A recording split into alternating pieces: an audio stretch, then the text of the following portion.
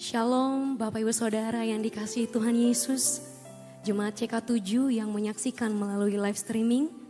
Saya percaya Bapak Ibu Saudara berada dalam lindungan Tuhan. Saya percaya Mazmur 91 menjadi bagian kita semua. Amin. Mari Bapak Ibu Saudara, sebelum kita mulai ibadah kita, mari sama-sama kita berdoa. Tuhan Yesus, Kau Bapa yang baik, bahkan dalam segala keadaan apapun, Kau hadir di tengah-tengah kami. Apakah yang dapat memisahkan kami dari kasih setiamu Tuhan? Bahkan saat ini Bapa, saat ini Tuhan Yesus, kami rindu memuji menyembah Tuhan. Kami rindu senangkan namamu Tuhan. Terima kasih Tuhan Yesus. Terima kasih Bapa. Kami dedikasikan ibadah ini hanya di dalam nama Tuhan Yesus. Kekuatan kami, perisai kami. Haleluya. Amin. Amin. Terima kasih Tuhan. Terima kasih Bapa.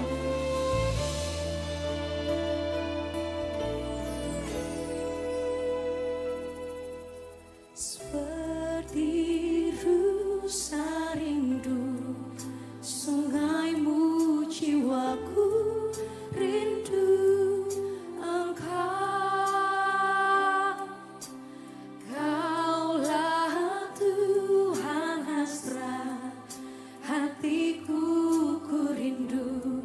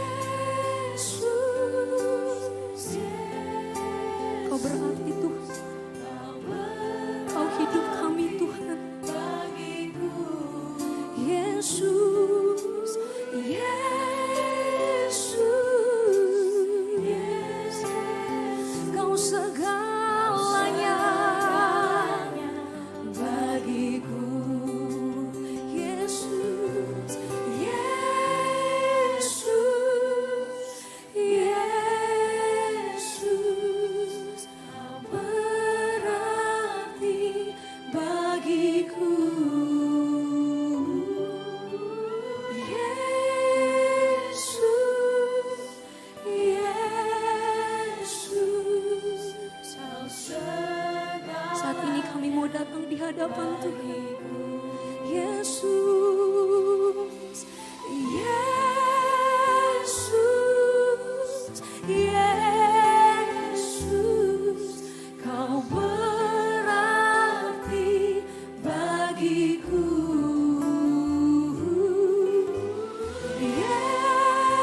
Yesus, Yesus, Kau segalanya bagiku. Oh Yesus Tuhan, Yesus, Yesus, Kau berarti bagiku. Oh Yesus, Yesus, Kau segalanya, Kau bagiku. Yesus, Yesus, Kau berarti bagiku. Yesus, Yesus, Kau segalanya, Kau segalanya, bagiku. Kau segalanya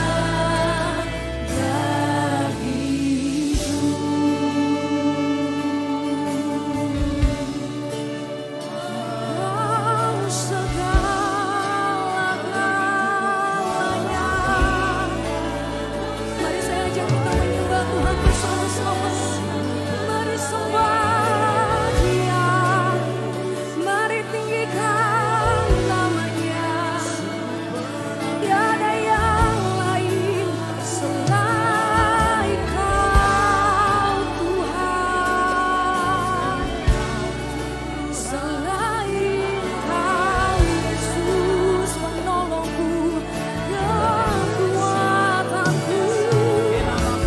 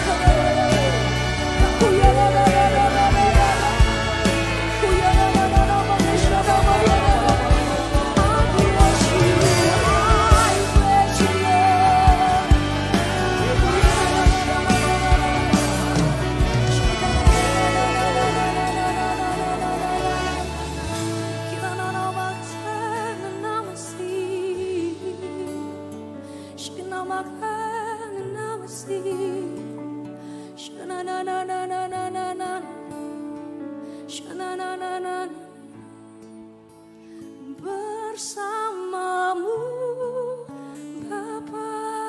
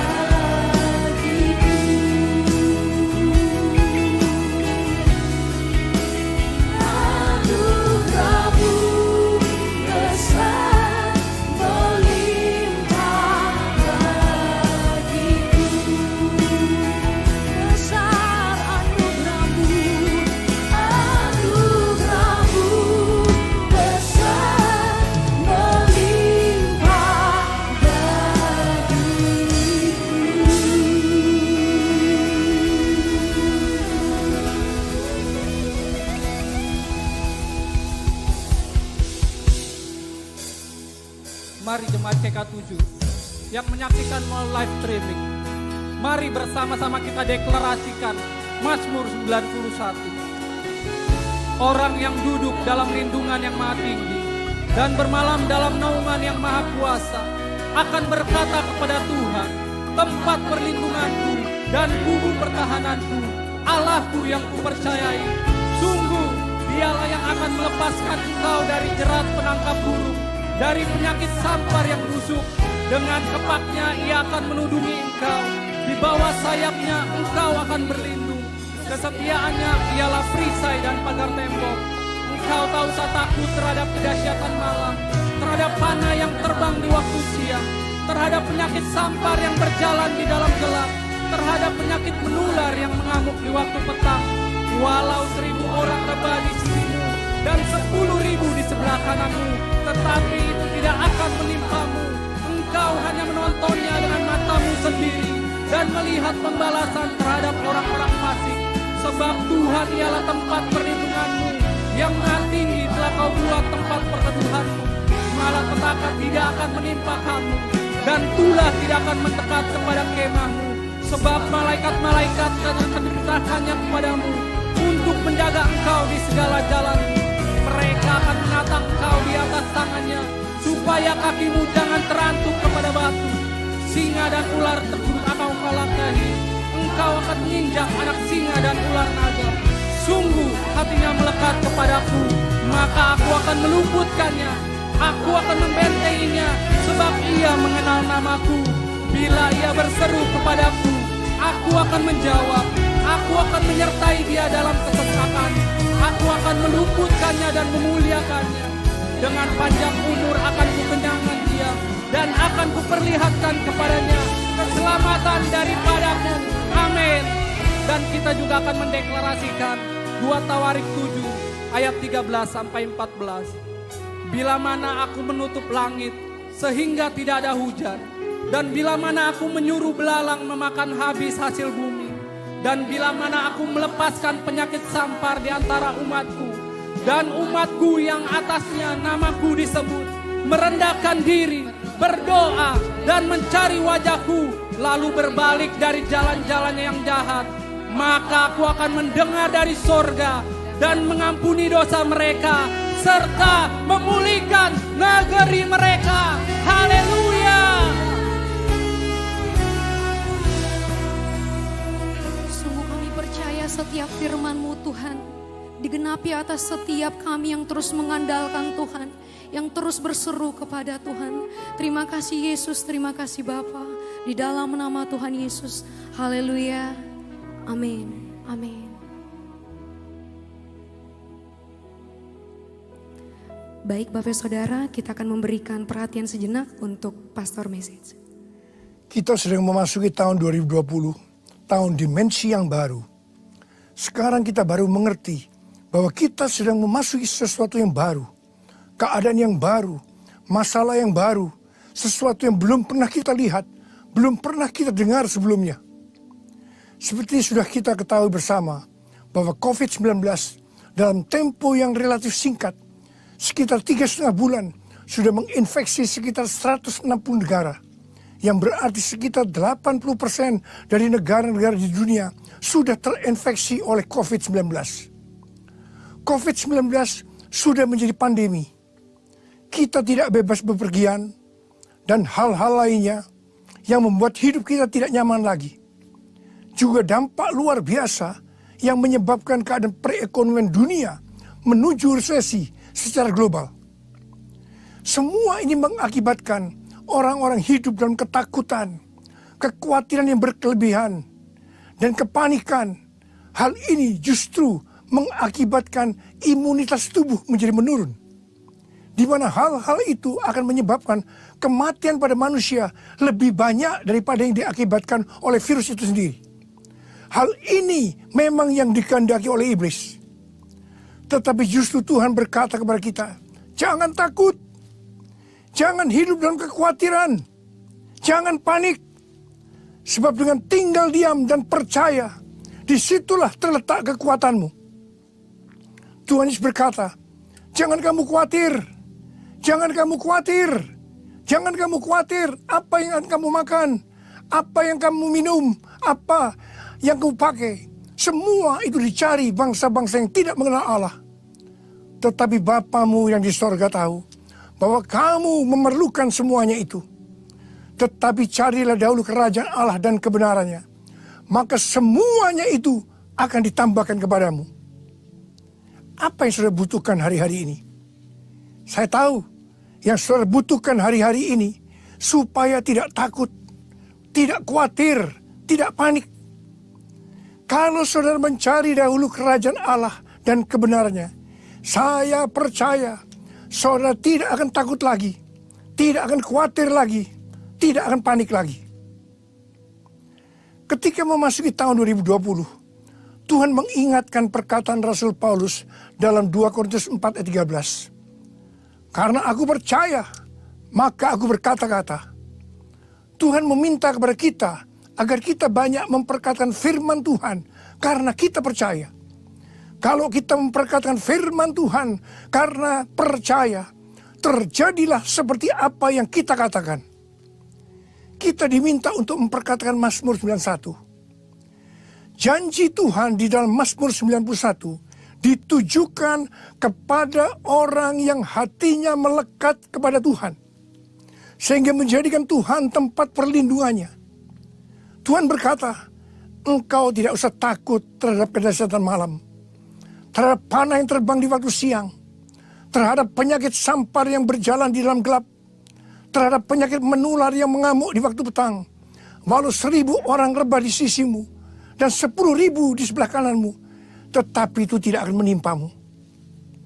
Karena itu saya percaya, kalau hati kita melekat sama Tuhan, kita tidak akan hidup terus-menerus dalam ketakutan, kekhawatiran, dan kepanikan.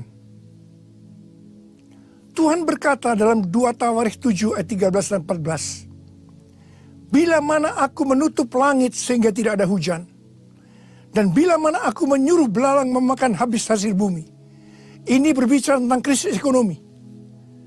Dan bila mana aku melepaskan penyakit sampar di antara umatku. Ini berbicara tentang COVID-19. Bukankah ini yang sedang terjadi hari-hari ini di Indonesia? Kalau kita melihat keadaan seperti ini, maka Tuhan menyuruh kita sebagai umat Tuhan di Indonesia untuk merendahkan diri, berdoa, mencari wajah Tuhan, lalu berbalik dari jalan-jalan kita yang jahat. Artinya kita harus bertobat, koreksi diri. Dan Tuhan berjanji, kalau kita melakukan hal ini, maka Tuhan akan mendengar dari sorga dan akan mengampuni dosa-dosa kita semua, dan akan memulihkan negeri Indonesia kita yang tercinta. Sebelum segala peristiwa ini terjadi, COVID-19 masuk Indonesia, krisis ekonomi yang melanda Indonesia sebagai dampak dari krisis global, Tuhan sudah menyuruh kita untuk masuk doa puasa 40 hari. Dari tanggal 1 Maret sampai dengan 9 April 2020. Dalam doa puasa ini, kita harus melakukan seperti yang Tuhan perintahkan. Apakah saudara ikut dalam doa puasa ini? Kalau saudara melakukannya, saya percaya kita tidak akan hidup dalam ketakutan, kekhawatiran, dan kepanikan yang terus-menerus. Ketika orang Israel berdosa kepada Tuhan, maka untuk menghukum bangsa Israel, Tuhan mengizinkan iblis membujuk Daud untuk menghitung jumlah orang Israel dan orang Yehuda. Dan bujukan iblis ternyata berhasil, karena Daud menghitungnya dengan kesombongan. Setelah menghitung, Daud sadar bahwa ia bersalah kepada Tuhan, karena dia melakukan itu dengan motivasi kesombongan, di mana Tuhan tidak senang karena Tuhan menentang orang yang congkak. Melalui Nabi Gad, Tuhan memberikan 3 macam hukuman yang harus Daud pilih. Yang pertama, 3 tahun kelaparan di negerimu, yang artinya krisis ekonomi. Yang kedua, 3 bulan lamanya engkau lari dari hadapan lawanmu dan mereka mengejar engkau.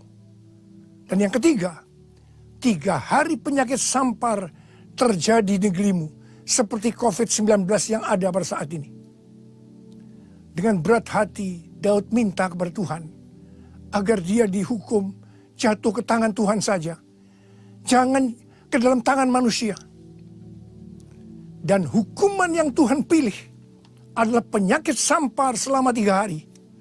Di mana yang mati berjumlah 70.000 orang. Artinya sekitar 8 kali lipat dari yang mati karena COVID-19 saat ini. Melihat kejadian ini, Daud bertobat. Dia sungguh-sungguh minta ampun kepada Tuhan.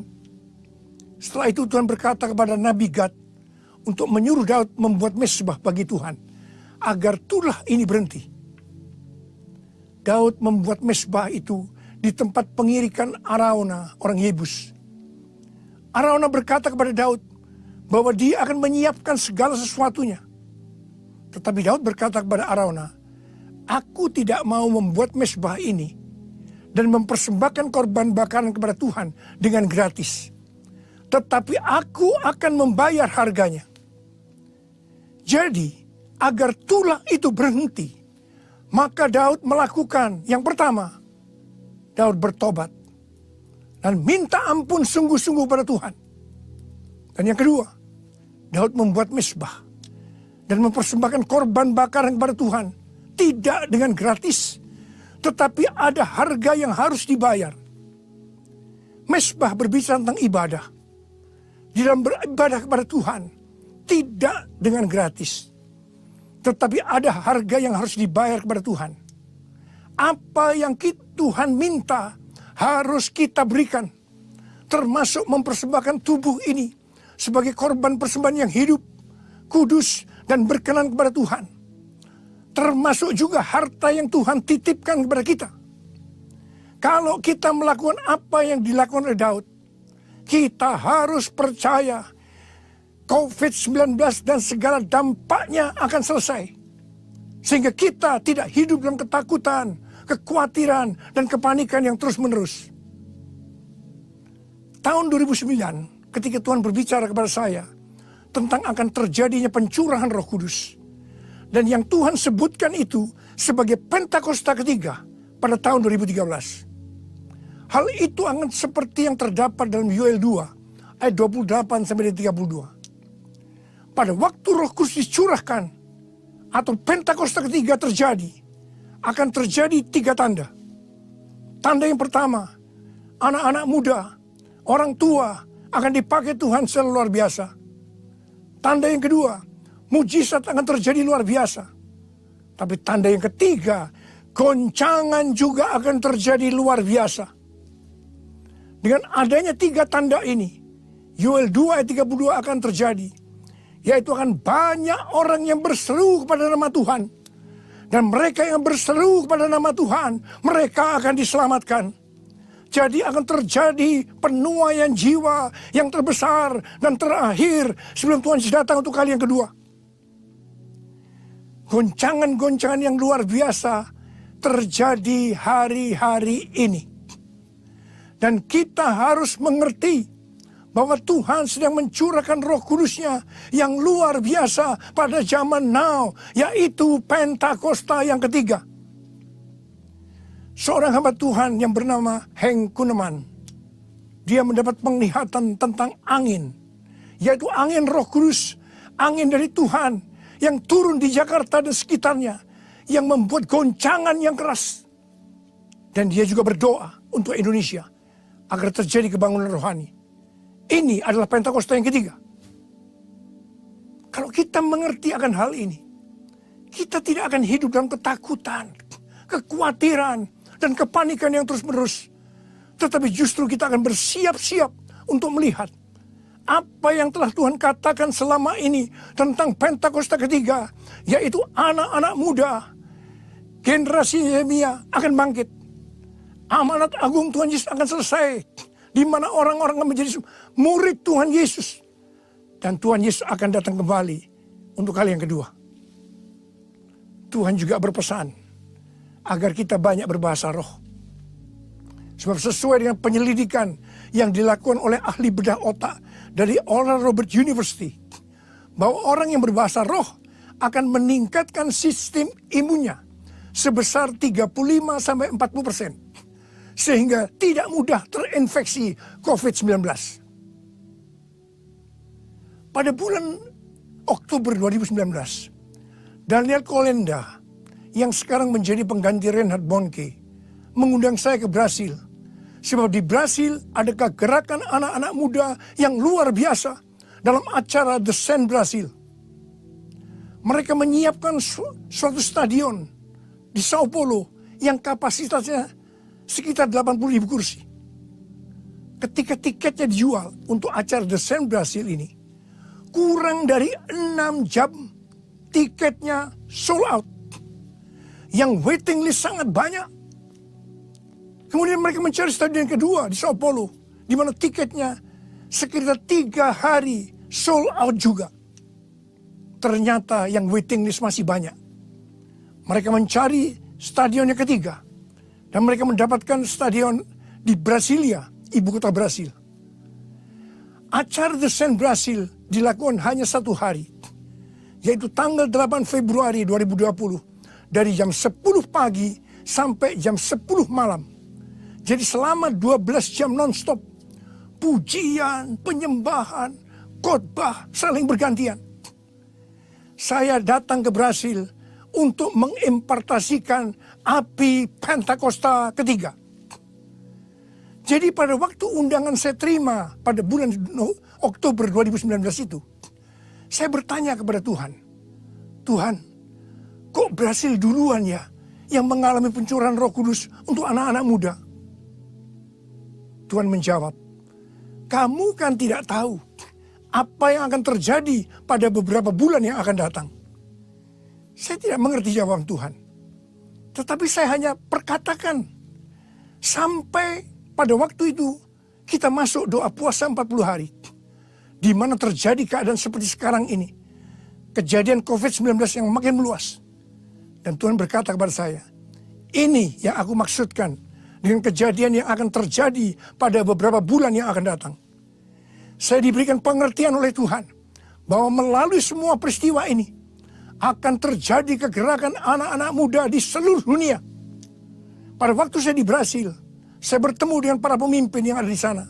Dan mereka berkata bahwa Indonesia dan Brasil akan dipakai Tuhan untuk memimpin kegerakan anak-anak muda. Saya percaya kalau kita mengerti akan hal ini, kita tidak akan hidup dalam ketakutan, kekhawatiran, dan kepanikan yang terus-menerus. Tapi justru kita akan bersuka cita melihat apa yang selama ini Tuhan beritahu kepada kita tentang Pentakosta ketiga akan digenapi. Dan setelah itu, Tuhan Yesus datang untuk kali yang kedua. Saya mau berdoa buat saudara. Angkat tangan kita. Tuhan.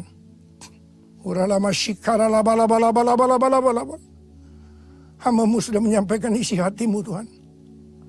Tuhan pesan-Mu, kami tidak boleh takut, khawatir, panik secara terus-menerus. Justru kami harus bersuka cita melihat semua ini. Melihat apa yang Tuhan janjikan selama ini. Itu akan terjadi. Tuhan, berkati anak-anak-Mu Tuhan. Engkau berikan pada kami pengertian demi pengertian. Tolong anak-anak-Mu. Engkau jagai mereka. Tutup bungkus mereka semua dengan kuasa darah-Mu Tuhan. Jauhkan mereka dari serangan si iblis. Yang hari-hari sedang mengacak-ngacak dunia. Tuhan, terima kasih. Berkat-Mu melimpah buat anak-anak-Mu. Terima berkat Tuhan. Terima, terima, terima, terima. Dalam nama Yesus. Sembuh dalam nama Yesus. Sembuh dalam nama Yesus. Amin.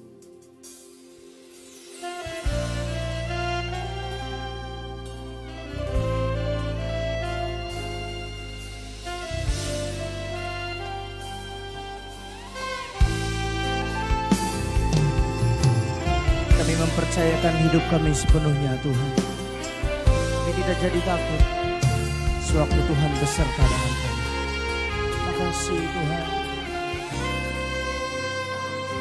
Tidak takut sebab Kau besertaku. Ku tidak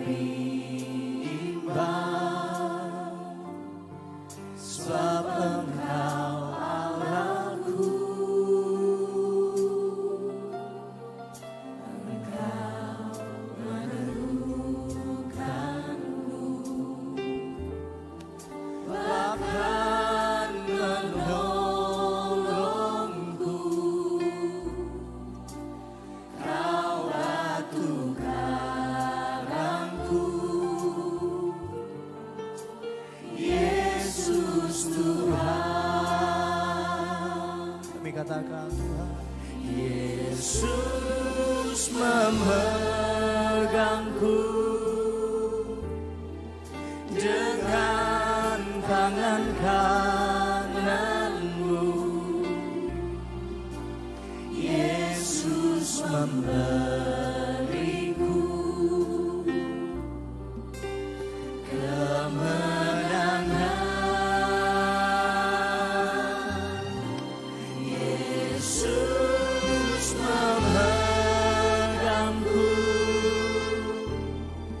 dengan tangan kananmu. Yesus memberiku kemenangan.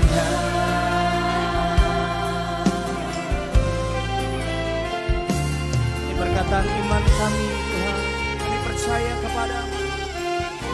Kami katakan tidak takut,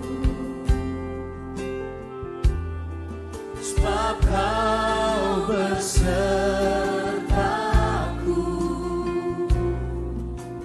Ku tidak bimbang, sebab Engkau Allahku. Engkau meneguhkanku, bahkan menolongku. Kau batu karangku. Yesus Tuhan.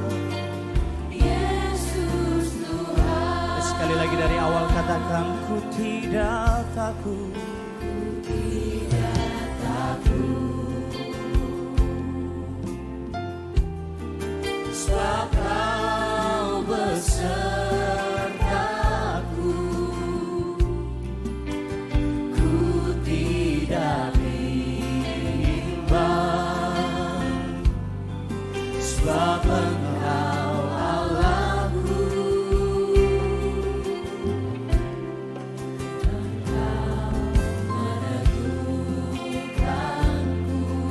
Menjadi sumber pertolongan kami ya Tuhan.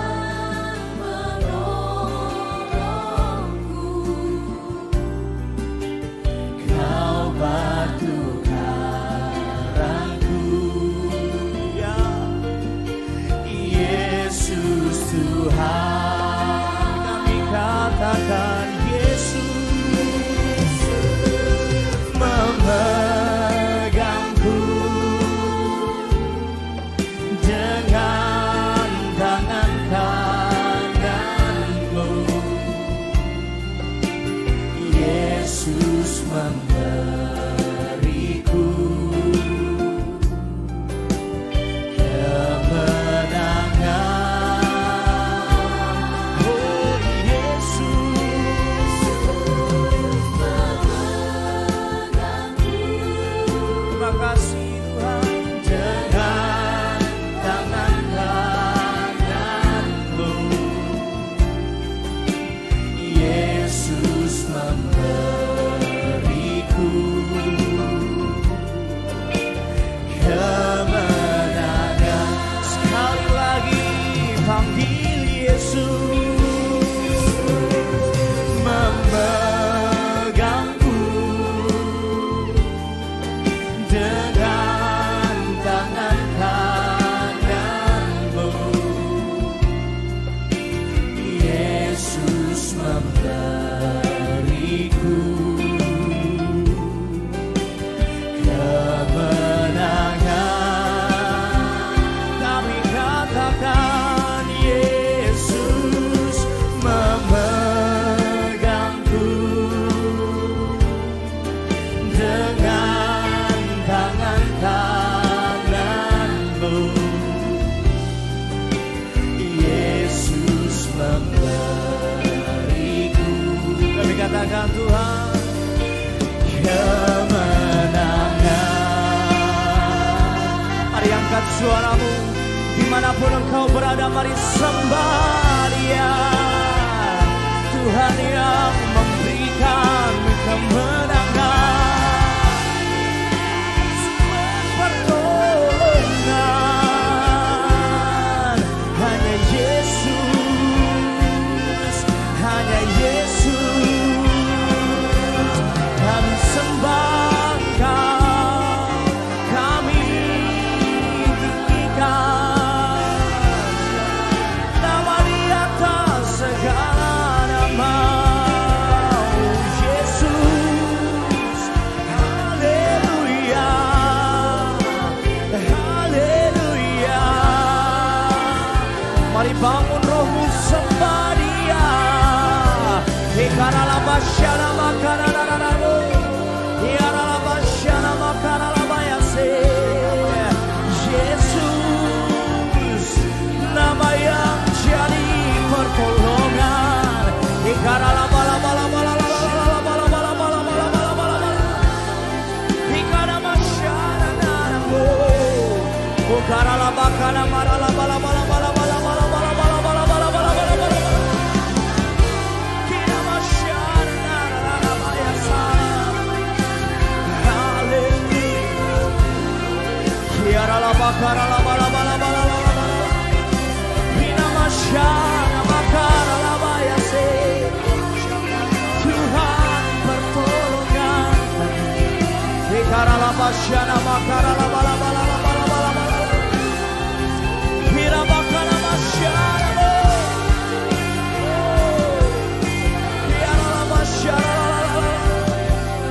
Kiara la basyana bakara la bala bala bala bala bala bala. Hina bakara masyana la bala bala bala bala bala. Kekuatan kami. Hina bakara masyana bakara bo. Oh Yesus memegangku dengan tangan kananmu. Yesus memberiku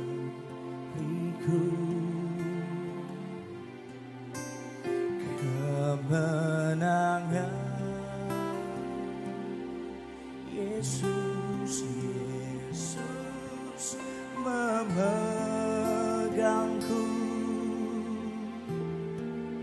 dengan tangan kananmu. Yesus memberiku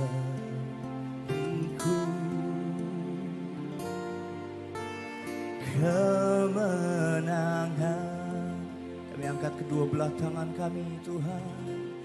Yesus memegangku dengan tangan kananmu. Yesus memberiku kemenangan, kemenangan.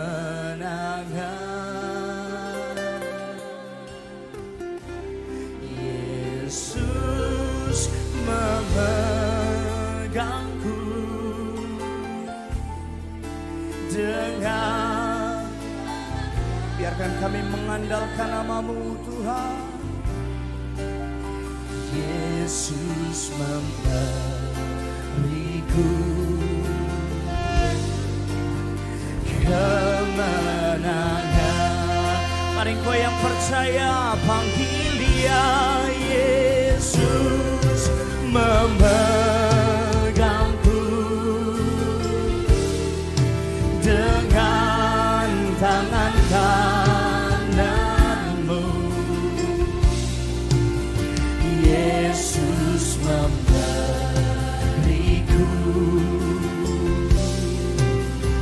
kemenangan. Oh Yesus, ini yang kami percaya.